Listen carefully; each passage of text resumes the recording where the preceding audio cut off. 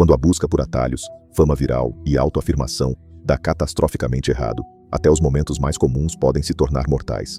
Essas 6 pessoas aprenderam essa verdade das maneiras mais idiotas imagináveis. Era 15 de outubro de 2019, quando Tyler Brooks tomou a decisão que acabaria com sua vida de 19 anos na lavanderia do porão de seu dormitório na Universidade de Michigan. Tyler era o tipo de calouro que sempre parecia estar sem energia. Não apenas a bateria do seu telefone, mas sua energia, sua paciência e, cada vez mais, seu julgamento. Um estudante de ciência da computação dos subúrbios de Detroit, ele tinha aquela inteligência inquieta que o fazia pensar que podia superar qualquer sistema. Seus amigos o conheciam como o cara que passava horas encontrando um atalho de 10 minutos, o tipo que comprava a versão mais barata de tudo e depois tentava modificá-la para algo melhor. Naquela noite, Tyler já tinha tomado 3 bebidas energéticas em um trabalho de programação que deveria ser simples. Seu telefone tinha morrido horas antes, e o carregador barato de $3 que ele havia encomendado online estava demorando uma eternidade para trazê-lo de volta à vida. Privado de sono e trêmulo de cafeína, a mente de Tyler fixou-se em uma conversa meio lembrada sobre voltagem e velocidades de carregamento. A lavanderia no porão parecia um túmulo às 2h15 da manhã. As luzes fluorescentes zumbiam acima, enquanto Tyler olhava para a tomada de secadora de 220 volts, seu cérebro cansado, convencido de que essa era a solução para seus problemas de carregamento. Ele puxou seu canivete e começou a descascar os fios de seu carregador falsificado, a isolação de plástico se desprendendo para revelar o cobre por baixo. Tyler enrolou os fios expostos em torno dos pinos da tomada do secador, com a confiança de alguém que nunca realmente entendeu a diferença entre ser esperto e ser imprudente. No momento em que ele conectou seu telefone e a conexão foi feita, 220 volts de eletricidade percorreram o carregador mal construído. A corrente atingiu primeiro as mãos de Tyler, passando pelo telefone e entrando em seu corpo. Seus músculos se contraíram involuntariamente, seu aperto se intensificando em torno do dispositivo que agora o estava matando. A eletricidade percorreu seu peito, interrompendo o delicado sistema elétrico que mantinha seu coração batendo em ritmo. Em questão de segundos, seu coração entrou em fibrilação ventricular. Tyler desabou no chão frio de concreto, seu corpo convulsionando enquanto o choque elétrico sustentado queimava suas mãos e levava seu coração a uma parada cardíaca. O porão ficou em silêncio, exceto pelo zumbido das luzes fluorescentes e pela corrente elétrica ainda fluindo através do carregador modificado. 3 minutos depois, Tyler Brooks estava morto. Um estudante do 2º ano, fazendo lavanderia tarde da noite, descobriu seu corpo 20 minutos depois, o carregador modificado ainda conectado à tomada da secadora, como evidência de um experimento fatal. A manutenção do campus teve que desligar a energia de todo o prédio antes que os paramédicos pudessem se aproximar do local com segurança. A investigação revelou que Tyler havia ignorado todas as características de segurança incorporadas nos cabos de carregamento modernos. Sua economia de $3 lhe custou tudo. A universidade respondeu instalando tampas à prova de violação em todas as tomadas de alta voltagem nas áreas comuns e lançando um programa de educação sobre segurança elétrica em todo o campus. A morte de Tyler tornou-se uma história de advertência sussurrada entre os estudantes durante a semana de provas finais. Um lembrete de que alguns atalhos não levam a lugar nenhum bom.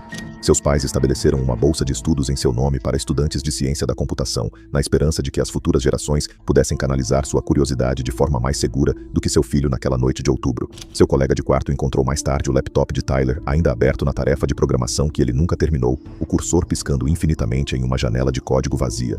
A ironia não passou despercebida por ninguém. Um estudante de ciência da computação, morto por seu mal entendido dos princípios básicos de eletricidade. No final, Tyler Brooks estava certo sobre uma coisa. A tomada de 220 volts realmente poderia carregar um telefone mais rápido. Ele só nunca teve a chance de ver isso funcionar.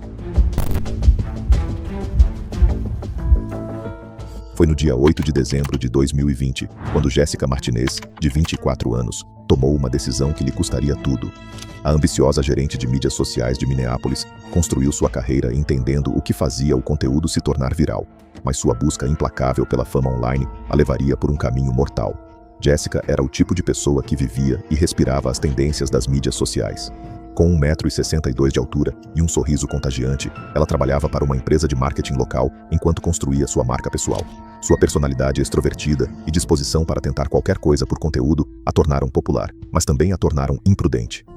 Naquela noite de inverno, Jessica se encontrou sozinha em sua casa suburbana, em Minneapolis. Sua colega de quarto tinha saído para visitar a família durante as férias, deixando Jessica com seu telefone, suas ambições e uma ideia perigosa. Ela estava seguindo uma tendência de jejum intermitente de 18 horas, e seu estômago roncava com intensidade crescente. Mais cedo naquele dia, Jessica estava rolando pelas plataformas sociais quando se deparou com vídeos de pessoas tentando desafios extremos com comida fria. As visualizações eram astronômicas, e Jessica viu uma oportunidade. Ela decidiu criar sua própria versão, algo que ninguém havia tentado antes. Às 7h30 da noite, Jessica abriu o congelador e tirou um peru congelado de 12 libras. A ave estava dura como uma pedra, armazenada a menos 10 graus Fahrenheit. A maioria das pessoas teria reconhecido o perigo óbvio, mas a fome de Jessica e a sua ânsia por conteúdo viral nublaram seu julgamento. Ela posicionou o telefone para gravar e pegou uma faca de cozinha. O plano era simples: cortar pedaços do peru congelado e comê-los crus, criando o desafio extremo de frio definitivo. Ela começou a cortar o peru congelado, criando pedaços mais duros que cubos de gelo. Jessica forçou o primeiro pedaço na boca, sentindo imediatamente o frio chocante contra os dentes e a língua. A carne congelada começou a causar danos de congelamento aos tecidos orais em segundos. Sua boca começou a ficar dormente, mas ela interpretou isso como adaptação ao desafio. Movida pelo estômago vazio e pela adrenalina, Jessica continuou enfiando pedaços maiores de peru congelado na boca. Cada pedaço tinha aproximadamente o tamanho de uma bola de golfe, e o frio extremo estava destruindo sistematicamente as terminações nervosas em sua boca e garganta. A dormência tornou-se inimiga de Jessica quando um grande pedaço de peru congelado, cerca de 10 centímetros de comprimento, ficou preso em sua garganta. Ela não conseguia senti-lo adequadamente. A queimadura de frio havia danificado sua capacidade de perceber a obstrução e ela continuou tentando engolir mais carne congelada. Cada pedaço adicional empurrava a obstrução original mais fundo em sua via aérea. A combinação de inchaço devido ao dano por congelamento e bloqueio físico criou uma tempestade perfeita. A respiração de Jessica tornou-se cada vez mais difícil, mas a dormência a impedia de entender a gravidade. Em poucos minutos, o peru congelado bloqueou completamente sua traqueia. Jessica começou a engasgar violentamente, os reflexos do seu corpo reagindo tarde demais. Ela arranhou a garganta, tentando desesperadamente desalojar a obstrução, mas a dormência tornava impossível localizar ou remover a carne congelada.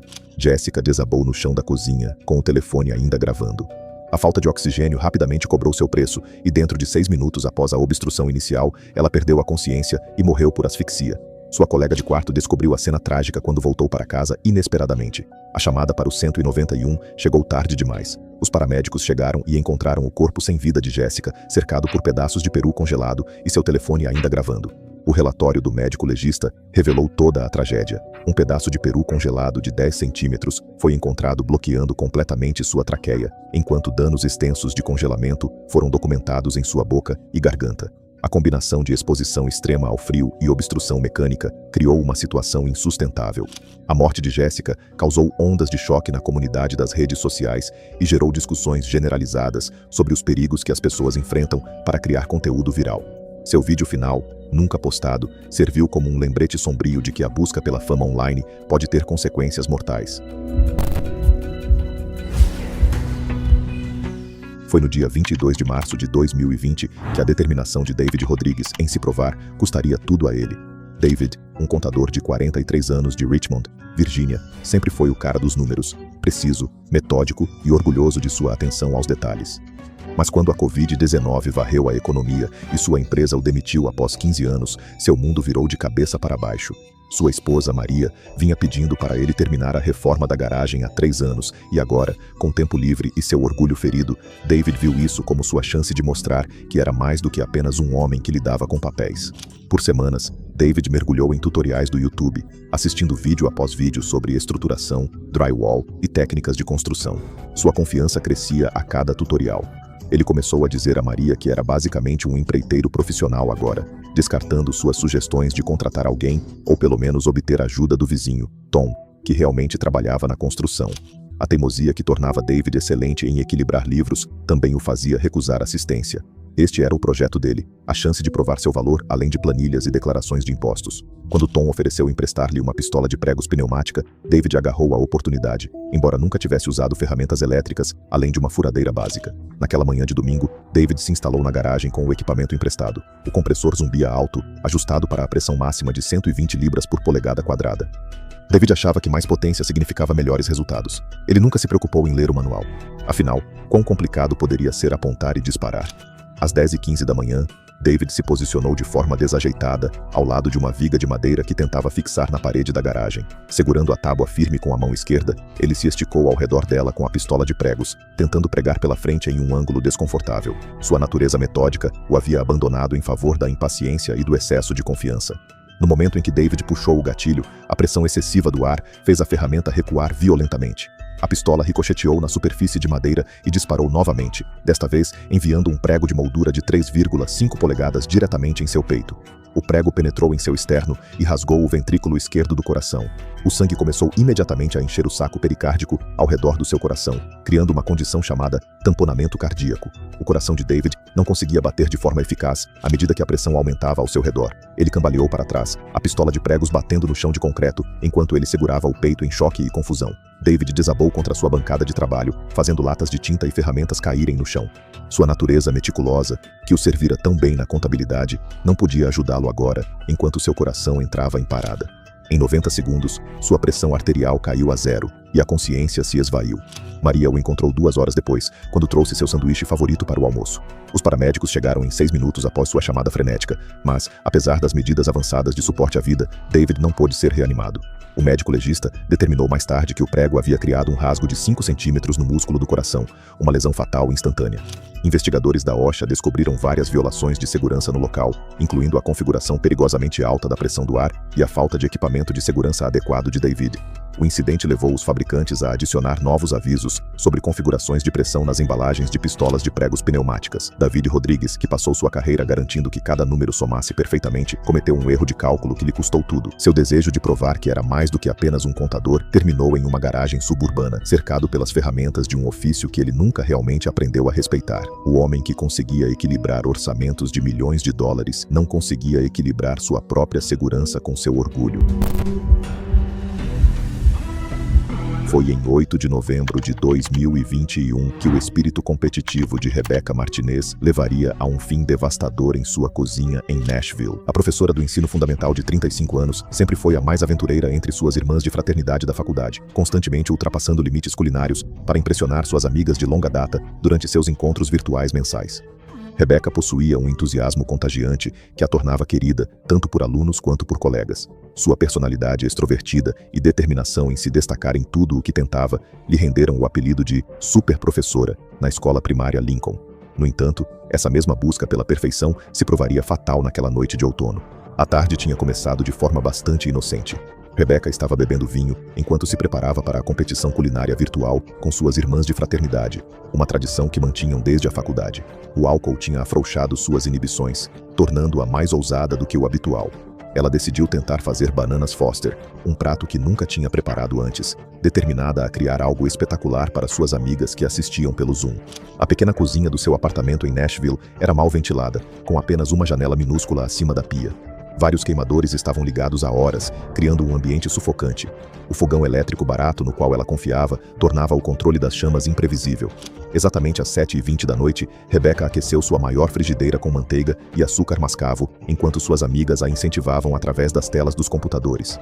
Encorajada pelo incentivo deles e pelo vinho, ela despejou meia xícara de rum na panela, muito além do que a receita exigia. Ela queria criar uma chama espetacular que deixasse seus amigos maravilhados. No momento em que Rebecca inclinou a panela em direção à resistência incandescente do fogão elétrico, o desastre aconteceu. Uma bola de fogo enorme irrompeu da frigideira, muito maior do que ela havia previsto. O vapor de álcool havia se acumulado no espaço mal ventilado, criando condições perfeitas para um incêndio instantâneo que se espalhou com uma velocidade aterrorizante. As chamas imediatamente envolveram a blusa de algodão solta de Rebecca, o tecido incendiando como gravetos. O fogo rapidamente se espalhou para seu cabelo longo e castanho e rosto, enquanto ela permanecia paralisada de choque. O pânico tomou conta de seu raciocínio e ela instintivamente correu em direção à pia, mas seu movimento frenético apenas avivou as chamas, fazendo-as queimar com maior intensidade. A mistura sintética de sua camisa começou a derreter em sua pele, criando queimaduras de 3º grau em 60% de seu corpo superior. Os gases superaquecidos que ela inalou queimaram sua garganta e pulmões, causando dificuldade respiratória imediata. Rebecca desabou em seu corredor estreito, suas vias respiratórias gravemente danificadas e se enchendo de líquido. As irmãs da fraternidade, ainda conectadas através da videochamada, assistiram horrorizadas enquanto a amiga desaparecia de vista. Elas imediatamente contataram os serviços de emergência de Nashville, fornecendo ao atendente o endereço de Rebecca, enquanto chamavam desesperadamente seu nome através das telas. Os bombeiros chegaram em 4 minutos após a chamada de emergência, mas encontraram Rebecca inconsciente, com queimaduras devastadoras e inalação severa de fumaça. Os paramédicos trabalharam freneticamente para estabilizar sua condição, antes de levá-la às pressas para o centro médico da Universidade Vanderbilt. Apesar dos melhores esforços da equipe médica, os ferimentos de Rebecca se mostraram graves demais. A falência respiratória causada pelas vias aéreas queimadas e pelos pulmões cheios de líquido não pôde ser revertida. Ela foi declarada morta 3 horas após o acidente, deixando para trás uma família devastada, amigos e alunos que adoravam sua professora enérgica. A investigação do Corpo de Bombeiros revelou níveis perigosos de vapor de álcool em toda a cozinha de Rebecca, confirmando que os vapores acumulados criaram condições para o incêndio instantâneo. A combinação de má ventilação, excesso de álcool e inexperiência provou ser letal. A trágica morte de Rebecca levou seu distrito escolar a implementar protocolos de segurança para atividades de culinária virtual. Sua história serve como um lembrete sério de que a segurança na cozinha nunca deve ser comprometida. Foi 4 de julho de 2022 quando a busca de Marco Johnson pelo final perfeito de fogos de artifício se transformou em seu ato final. O mecânico de 33 anos de Denver sempre acreditou que maior era melhor, uma filosofia que funcionava bem ao consertar motores, mas que se provaria catastrófica com explosivos. Marco tinha 1,82 m de altura, com mãos calejadas que falavam de anos trabalhando sob capôs de carros. Sua personalidade exuberante fazia dele a alma de todas as festas, embora sua teimosia frequentemente preocupasse sua esposa, Sarah. Naquela noite de dia da independência, com a cerveja fluindo livremente na reunião no quintal suburbano, os instintos de showman de Marco entraram em ação. No início daquela semana, ele havia adquirido 20 fogos de artifício M80 ilegais de um vendedor suspeito, convencido de que estes criariam o final espetacular que sua festa anual de 4 de julho merecia. Apesar dos protestos preocupados de Sarah e das risadas nervosas dos convidados, Marco passou a tarde em sua garagem removendo metodicamente os pavios individuais e unindo os explosivos com fita isolante. Seu plano parecia infalível. Um longo pavio acenderia todos os 20 simultaneamente, criando o que ele se gabava de que seria ouvido a 3 quarteirões de distância. O álcool havia amplificado sua confiança enquanto entorpecia seu julgamento. Quando Sarah implorou para ele reconsiderar, Marco a dispensou com sua bravata característica, insistindo que sua expertise mecânica se traduzia em entender explosivos. Às 9h30 da noite, com os vizinhos reunidos expectantes ao redor do seu quintal, Marco exibiu orgulhosamente sua criação. O pacote parecia um pequeno bastão de dinamite, que, sem saber, essencialmente era. Ele acendeu o pavio, esperando ter 10 segundos para recuar em segurança, mas suas modificações criaram uma taxa de queima imprevisível. Em vez de 10 segundos, Marco teve 3. Pânico passou pelo seu rosto, enquanto o pavio desaparecia mais rápido do que o esperado. Ele tentou lançar o pacote longe, mas a força combinada de 20 M80 detonou enquanto ainda estava agarrado em sua mão direita. A explosão, equivalente a um quarto de banana de dinamite, vaporizou instantaneamente sua mão e antebraço. A explosão devastadora enviou fragmentos de ossos rasgando sua cavidade torácica, perfurando ambos os pulmões e seu coração. Estilhaços atingiram seu torso, enquanto a concussão rompeu seus tímpanos e causou trauma cerebral severo. Marco desabou no gramado, sangue se acumulando embaixo dele, enquanto convidados horrorizados gritavam por ajuda. Em 4 minutos, o mecânico que passou a carreira consertando coisas sucumbiu a ferimentos traumáticos e perda maciça de sangue. Os paramédicos que chegaram ao local encontraram sua mão decepada a 30 pés de onde ele havia caído, um testemunho sombrio do poder da explosão. A explosão ecoou por milhas, levando a investigações do ATF e a uma fiscalização mais rigorosa de fogos de artifício no condado. A família de Marco mais tarde processou o vendedor ilegal, embora nenhuma vitória legal pudesse restaurar sua perda. Seus 3 filhos pequenos cresceriam sem as lições de garagem do pai nos fins de semana. Sua morte serviu como um lembrete claro de que algumas coisas simplesmente não podem ser melhoradas através de modificações e que a expertise em uma área não garante competência em outra.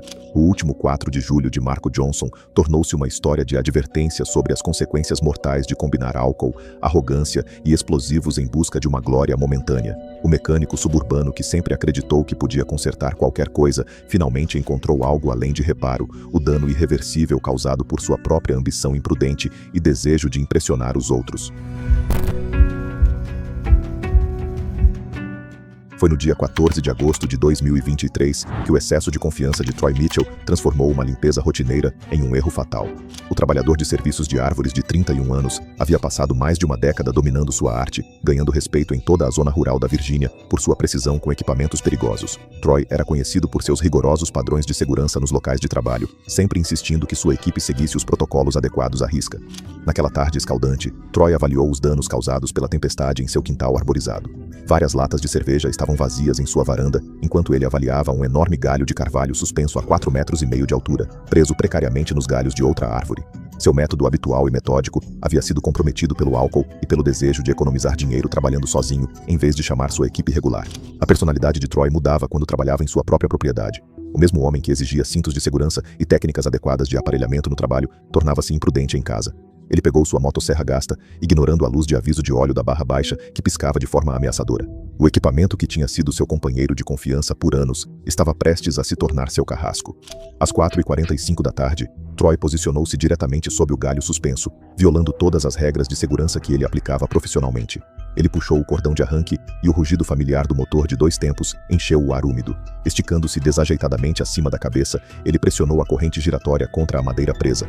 A física da situação trabalhou contra ele instantaneamente. O ângulo desconfortável fez a corrente prender no denso carvalho, criando o cenário mais perigoso na operação de motosserra, o contragolpe. A ponta da serra agarrou e as leis de Newton entraram em ação com eficiência devastadora. A motosserra recuou com força tremenda, a corrente giratória avançando em direção ao pescoço exposto de Troy a 30 milhas por hora. Seus reflexos, embotados pelo álcool e comprometidos pela posição desconfortável, falharam completamente. A corrente afiada como uma navalha atingiu sua garganta com precisão cirúrgica, cortando sua artéria carótida e rasgando sua traqueia. O sangue jorrou da ferida em jatos rítmicos, pintando as folhas caídas de carmesim. As mãos de Troy instintivamente alcançaram seu pescoço, enquanto a motosserra caía de suas mãos, com o motor ainda rugindo. A hemorragia arterial foi catastrófica, drenando o suprimento de 5 litros de sangue de seu corpo com uma velocidade aterrorizante. Em 90 segundos, a visão de Troy escureceu enquanto seu cérebro ficava sem oxigênio. Seus joelhos cederam e ele desabou entre os galhos espalhados que estava limpando.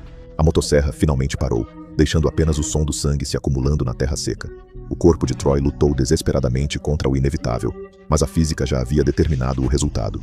A artéria cortada continuou bombeando sua vida até que seu coração finalmente parou de bater 4 minutos após o recuo inicial. 20 minutos depois, seu vizinho investigou o silêncio abrupto. A cena da descoberta era horrível. O corpo sem vida de Troy cercado por folhas encharcadas de sangue, a motosserra deitada por perto como uma arma descartada.